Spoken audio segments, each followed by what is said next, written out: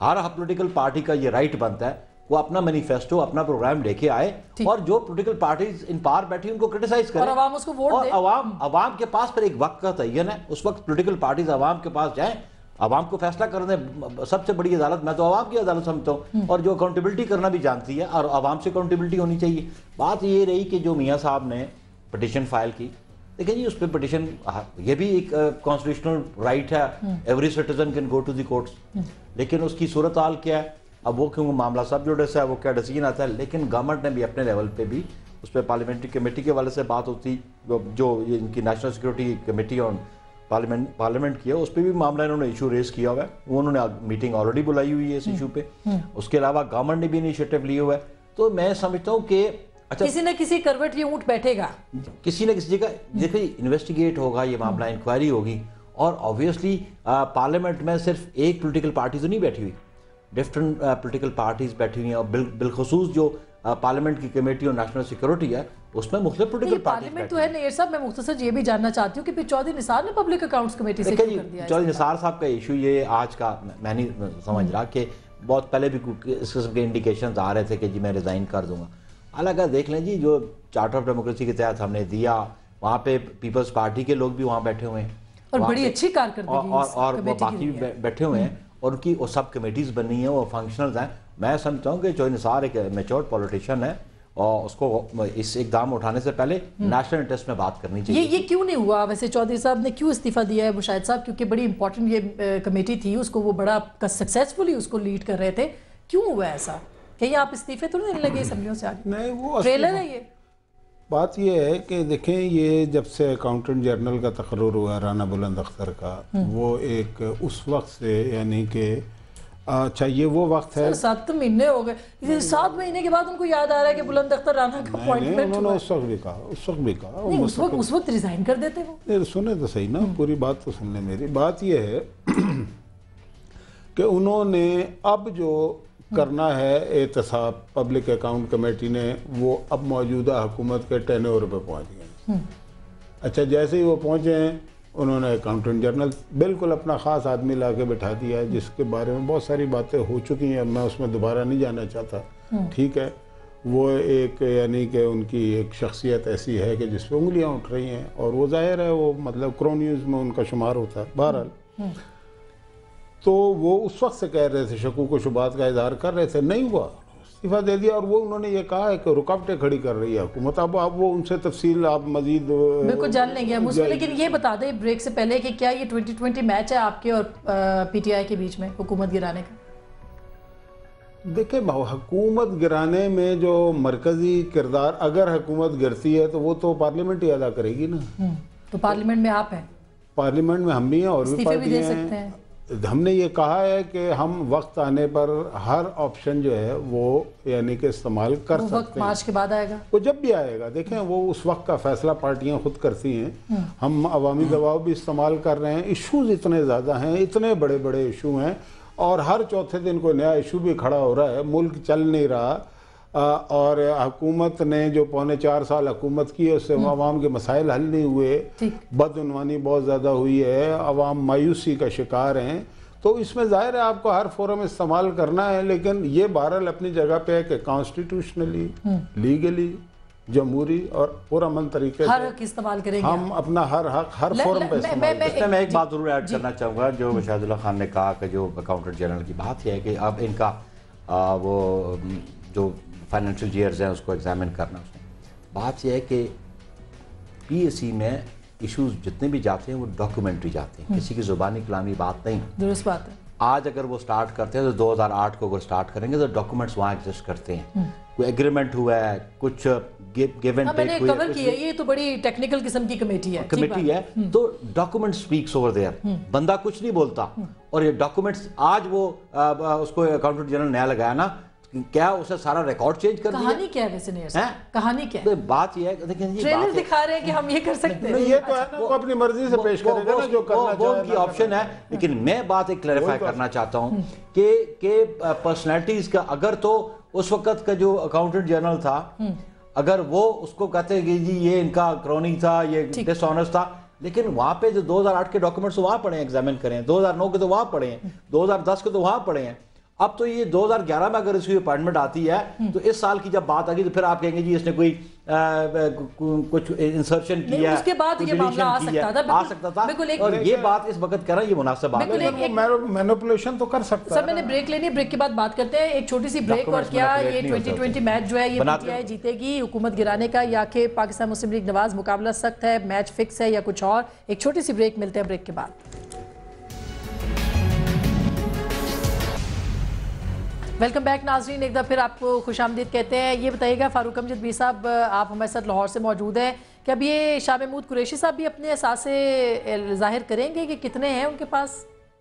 ظاہر ہے جی، ہماری پارٹی میں تو اس کے بغیر کوئی شخص جو ہے وہ رہ نہیں سکتا انشاءاللہ۔ عمران خان صاحب چونکہ اگلے ہفتے میں پریس کانفرنس کر رہے ہیں، اس پریس کانفرنس میں وہ اپنے اثاثے ڈکلیئر کریں گے، ان کے پیچھے پہ ساری پارٹی جو ہے جو اس پارٹی کے ذریعے الیکشن لڑنا چاہتا ہے اس کو اپنے اثاثے ڈکلیئر کرنے پڑیں گے۔ تو آپ کیا دیکھتے ہیں یہ جو تحریک شروع کرنے کی بات کر رہے ہیں، وہ کہہ رہے ہیں کراچی میں اہم اعلان کریں گے اور پھر اس کو موومنٹ بنائیں گے، اور انہوں نے لوگوں سے وعدہ لیا لڑو گے مرو گے ساتھ چلو گے، یہ کس چکر میں لیا انہوں نے، اور کب تک آپ کی تحریک کا آغاز ہو سکتا ہے؟ دیکھیں تحریک کا تو آغاز ہو چکا ہے، اب تو یہ ہے کہ اس نے انشاءاللہ فرام اسٹرینتھ ٹو اسٹرینتھ جانا ہے، اور ہم اسی لیے یہ اب چونکہ سندھ میں یہ بات چلی گئی ہے۔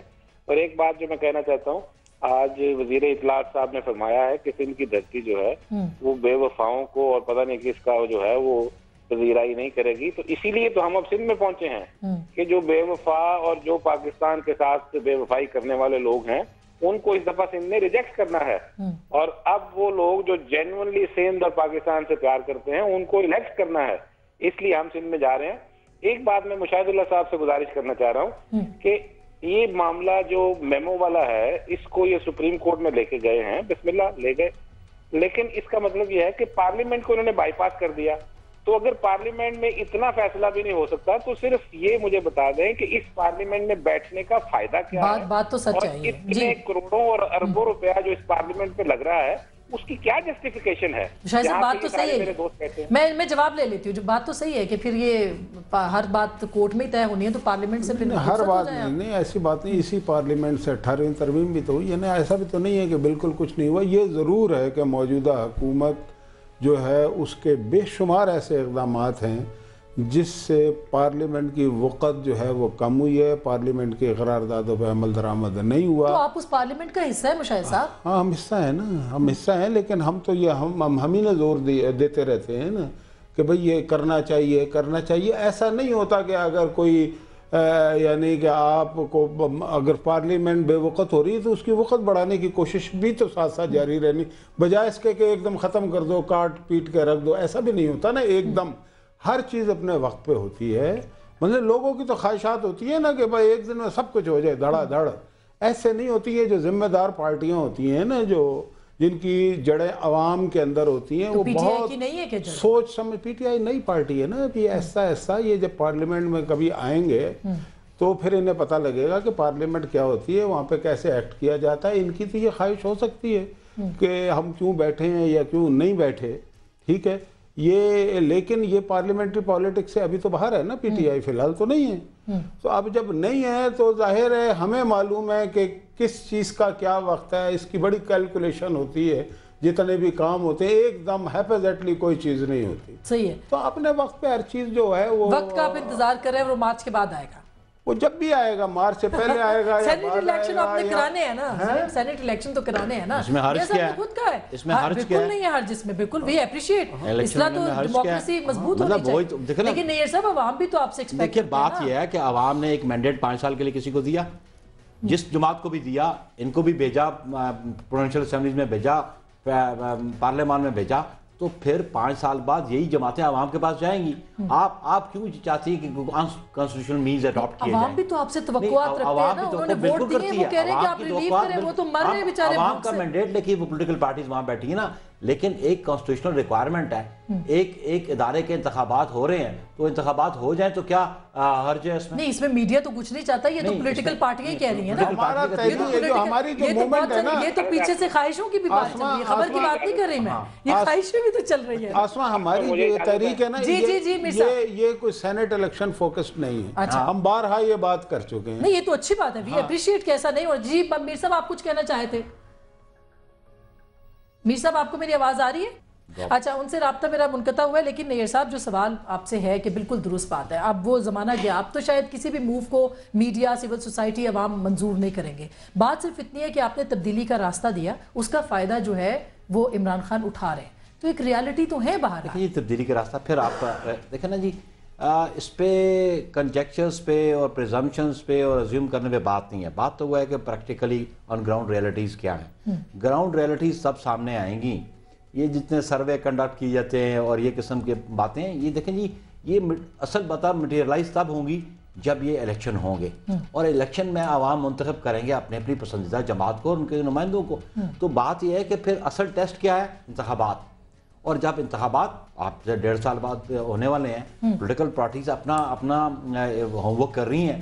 ہر پولیٹیکل پارٹی کے حق بنتا ہے اپنا ہوم ورک کریں. بالکل اور اس وقت ایک فیصلہ ہو جائے گا. لیکن یہ ایک ہیٹ کریٹ کر کے، ہائپ کریٹ کر کے، یہ کوئی نیشنل سروس نہیں ہے. میں اس کو سمجھتا ہوں کہ نہ کوئی جمہوریت کے لیے کوئی سروس ہے، نہ جمہوری اداروں کے لیے کوئی سروس ہے. تو کم از کم تھوڑا پیشنس تو سیکھیں آپ. نہیں، مگر یہ جو پٹیشنز کی باتیں ہو رہی ہیں آخر پٹیشن کی بات ماحول تو بنایا جا رہا ہے نا. ایٹ دا سیم ٹائم دیکھیے جی پٹیشن پہ آپ، مجھے نہیں پتہ انہوں نے پریئر کیا کیا. پٹیشن پہ بات یہ ہے کہ یا تو کہ انویسٹیگیٹ انٹروگیٹ سپریم کورٹ کرے، یا ڈائریکٹیو دے، یا پارلیمان کوئی کمیشن بنائے. آلریڈی ایک parliamentary committee on national security ہے، اسحاق ڈار صاحب اس کے ممبر ہیں. اسحاق ڈار صاحب نے ان کو ایک خط لکھا، ایک تحریر لکھی، اس پہ میٹنگ ہوئی. آئندہ بھی میٹنگز ہو رہی ہیں. بالکل. شیخ صاحب آپ کو کیا لگ رہا ہے جب سابق وزیر اعظم خود جائیں گے کورٹ میں اور یہ صورتحال بنے گی، تو پھر پاکستان کی سیاسی صورتحال کا نقشہ کیا ہوگا؟ میں تو نیئر بخاری صاحب کو یہ بتانا چاہتا ہوں کہ اب پیپلز پارٹی بھی جلسے کرے گی، کیونکہ یہ نہیں ہو سکتا کہ عوامی رابطے میں آپ دور کھڑے رہیں. اور کس نے کہہ دیا کہ آپ جلسے نہیں کریں گے؟ آپ کو کیسے خیال آ گیا شیخ صاحب؟ نہیں، میں عرض کروں نا، میں نے ابھی سنا ہے آپ کو جو آخری پوائنٹ پہ، جہاں تک کہ سپریم کورٹ کا مسئلہ ہے، سپریم کورٹ پہ آگے اتنا بوجھ ڈالا گیا ہے. یہ کیس بڑا سیریس ہے، اس سے زیادہ کیس یہ سیریس ہو گیا ہے نیٹو کے حملے کا. جی ہاں، درست. اور یہ ملک جو ہے شدید ترین بحران سے دوچار ہونے جا رہا ہے.